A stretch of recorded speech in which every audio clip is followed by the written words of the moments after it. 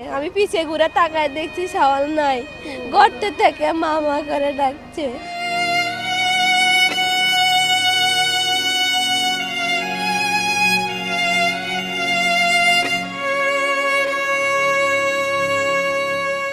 রাজশাহীর তানোরের কয়লহাট মধ্যপাড়া এলাকায় 2 বছরের শিশু সাজিদকে উদ্ধারের ঘটনায় উদ্বেগ উৎকণ্ঠা ছড়িয়ে পড়েছে সারা দেশে। দিন পেরিয়ে রাত, রাত পেরিয়ে পরদিন দুপুর, তবুও ছোট্ট সাজিদকে এখনো উদ্ধার করতে পারেনি ফায়ার সার্ভিসের উদ্ধারকর্মীরা।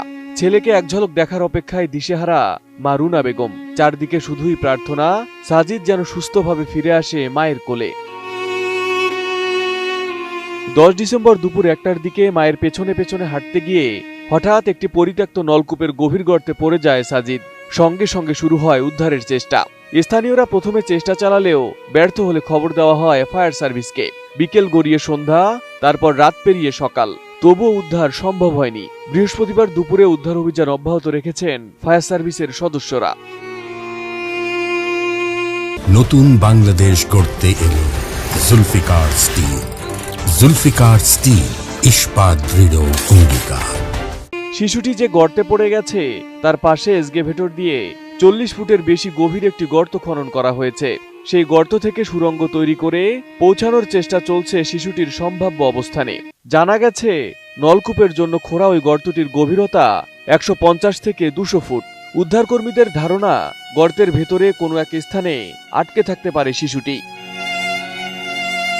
এর আগে বুধবার দুপুর থেকে গভীর রাত পর্যন্ত কয়েক দফায় নলকূপের প্রায় 30 ফুট গভীরে ক্যামেরা নামানো হলেও উপর থেকে পড়া মাটি ও খড়ের কারণে শিশুটিকে দেখা যায়নি।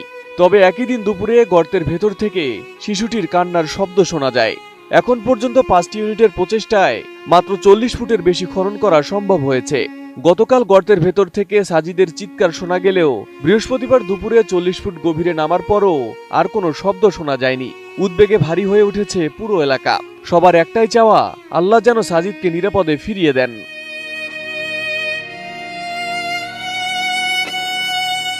স্থানীয়রা জানান, প্রায় 1 বছর আগে জমির মালিক কসির উদ্দিন সেচের জন্য সেমিডিপ নলকূপ বসাতে গিয়ে এই গর্তটি করেছিলেন। পানি না পাওয়ায় কাজটি আর এগোয়নি, ফলে বিপজ্জনক গর্তটি খোলা অবস্থাতেই পড়েছিল।